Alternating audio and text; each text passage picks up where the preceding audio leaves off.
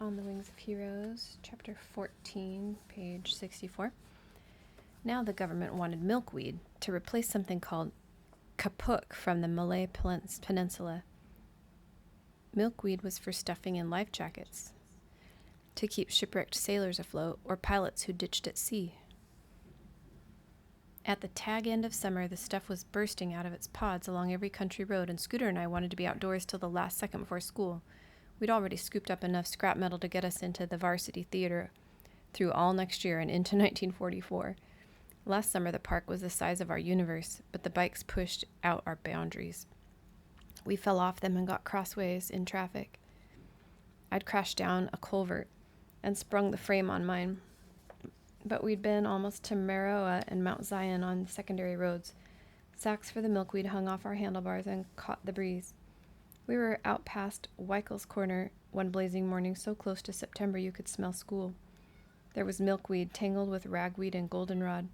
We'd just bumped our bikes over a blue racer snake dead in the road with a red smear where a car had run over its head. Before Scooter got any ideas about tying the snake to his back fender, I wanted to put some distance between it and us. The road was ankle deep in dust, so it was uphill pedaling the whole time.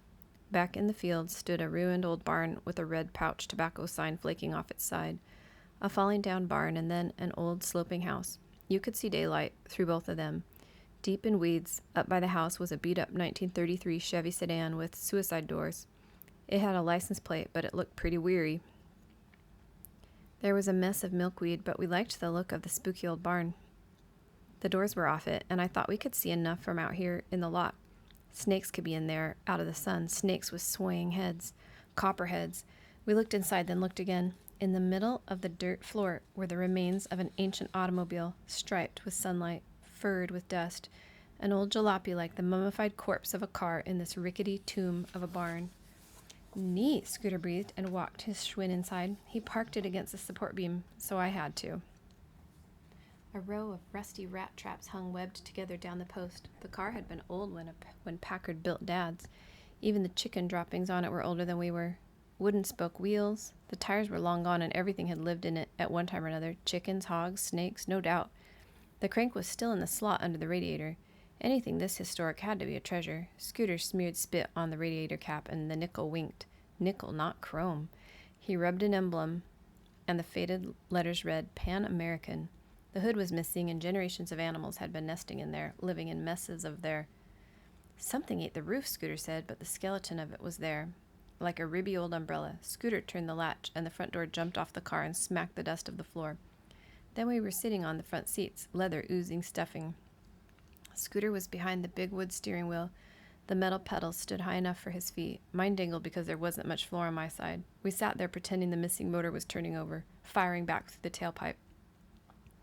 Scooter geared down with the missing shift. We were two sports from another time, barreling down country roads, free as air, old enough to drive. There wasn't even a war then, Scooter said.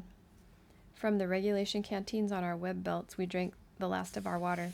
A breeze drifted through. It was breezier than a cane-bottomed chair, as Mrs. Heiser would say. I dozed.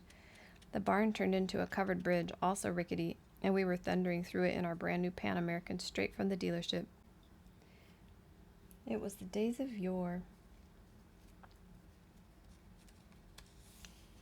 And the President of the United States was Warren G. Harding, Scooter mumbled out of his own daydream. He reached to squeeze the invisible bulb on the missing horn. Beep, beep, he sang out. Soon after that, an explosion about busted my eardrums. Hail rattled the roof from a clear blue sky. Scooter peeled out of his side. I slid off my seat. We thought about rolling under the car like school air raids. This could be the real thing. Scram, Scooter yelled. The barn could be coming down. And true, it was raining roofing. We cut out, then pulled up short. A black shape stood in the barn door against the sunlight. The figure held a shotgun. I may have screamed. Scooter did. The hail on the roof had been buckshot out of the gun. I'd never been so scared, and dying this far behind the lines didn't seem fair. Well, anyway, you're not tramps, the figure said. Our eyes adjusted. It was a dried-up woman with a face like a walnut. She'd lowered her blunderbuss. Had that just been a warning shot? The gun hung broken open in the crook of her wrinkled arm, like she'd been out hunting. Her skirt tails were in her boots. What century were we in? But boys in a barn are trouble enough, she said. Start toward me. My heart lurched, and I had to follow, keeping even with Scooter. It was that beep-beep of yours that gave us away, I muttered to him. His web belt was way bigger than Scooter's waist. It worked down over his knees as we walked closer and closer to this old woman and the barrels of that shotgun still smoking. Smoking, she said. Corn silk in a dry barn? No, we said. What's in those canteens? She inquired. Home brew? Rot gut? Corn liquor? No, we said. Scooter's belt wound down to his ankles, and his canteen settled in the dust. Town boys, she noticed. What's your business in my barn? Scooter found his tongue. I'd left mine somewhere. We're collecting milkweed for the war effort, he piped. Did you find much milkweed growing inside my barn? She wore tortoise-shell spectacles, old as the car. Her magnified gaze crackled through them. We like your old automobile, Scooter said in a small voice. And you just make yourselves at home on other people's property? We pretty much did. We'd been in and out of other people's attics and basements all summer long, scouting for scrap. We didn't mention it. Up to the house, she nodded toward it. Scooter stepped out of his belt, and then we were on the porch, out of the sun and options. A slop jar covered stood on the floor. The screen wire on the door billowed out. Inside, she said, parking her shotgun against the house, which was some relief. Inside, hogs wouldn't have come as a surprise, but it was mostly stacks of books. Shelves with more books ran across the top of a closed door to another room. A kerosene lamp stood on a big table with a stack of newspapers and Time magazines. She'd been eating her lunch at one end, an oilcloth, when she heard intruders in her barn. You, the talker, she said to Scooter. What's your name? If she got our names, our gooses were cooked. Scott W. Tomlinson, Scooter said. Ma'am. And what do they call you? She swiveled on a bony hip. Her dress was a feed sack. Davy. Bowman, she said. But how did she know? Was she a witch? She looked it. Who was she? I am Miss Eulalia Titus, Miss. Pleased to meet you, we lied softly. She sent Scooter around the back of her house. She had a jar of something cooling down her well and told him to bring it. And watch where you step, snakes. Scooter scooted. I could feel myself turning pale because of snakes in the vicinity. You better sit down, Miss Eulalia Titus said. You may have had a touch of the sun. She'd been reading a book by Ernie Pyle, the great war correspondent. You thought I was too far back in the sticks to know there's a war on, she said, so she read minds. Scooter came back with a jar of buttermilk. Miss Titus poured out 3 cheese glasses. It was barely cool, and I hated buttermilk. I suppose you two are used to ice boxes, she remarked. Actually, we were used to refrigerators. The 3 of us fit around the end of the table. Miss Titus was small and stringy, though of course she could blow you away. Scooter's elbows were nowhere near the oilcloth, so he was minding his manners. A screen wire dome among the books covered a tall cake with butter icing. We 3 were knee to knee. Miss Titus had a little mustache.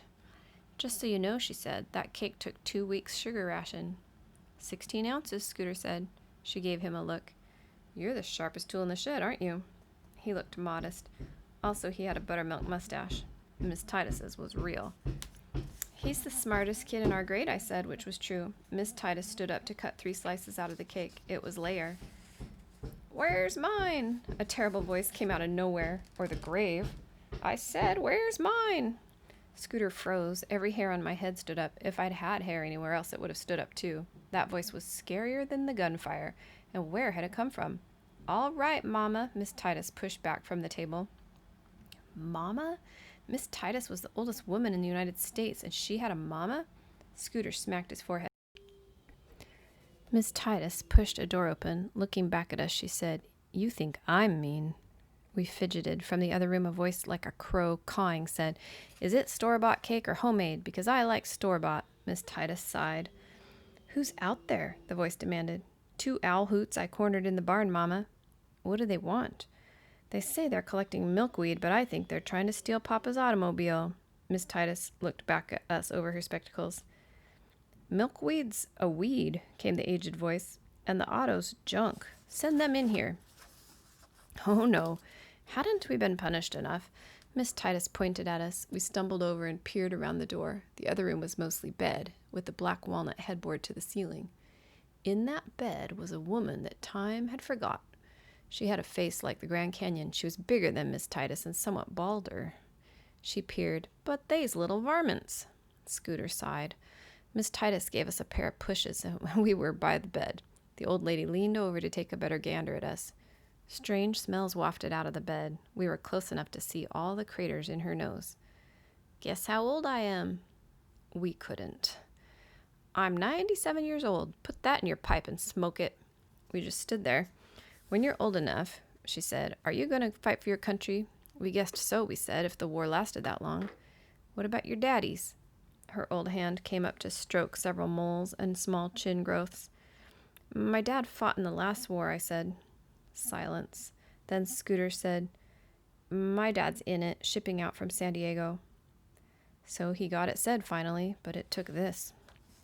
"We're waiting on my brother," Miss Titus's mama said, turning her face to the wallpaper curling down the wall. "He writes and says when he gets back home he's going to furl his flags and forget about killing. And the army ain't getting him back. They'd have to burn the woods and sift the ashes to find him. He plans to melt down his medals and throw his uniform on the fire. Like my dad, he wouldn't even wear a brown suit after all these years. And I ain't forgot about the cake," she said over her heads to Miss Titus. That was it. We could go then. Miss Titus said she was going to see us off the property to make sure, and just so we knew, next time she'd aim lower. She'd put a new part in our haircuts. Out on the porch, I had to ask her, "Your mama's brother, is he a lot younger?" "No, he was older," Miss Titus said. "He was with General Logan's 31st Illinois Volunteers. The Civil War, of course. She's worn his letters out, but she's waiting on him to come home now. It keeps her going." From the porch, she watched us off the place. The track down to the country road was one rock after another, so we walked our bikes. Then we were pedaling back toward town, the milkweed escaping our sacks, silky, into the August afternoon. "I don't know," Scooter said. "Maybe we're giving too much to the war effort." He had a point. I kept pedaling, but it was a swell old automobile. "Way too historic for scrap," said Scooter. We pedaled across Wickles Corner without looking both ways. "The trouble with this war," Scooter said, "is the only people left at home are old as the hills and cranky as old Nick." My dad wasn't cranky as old Nick, but how could I say so when his dad was gone? "The cake was good, though," I said, which Scooter agreed to.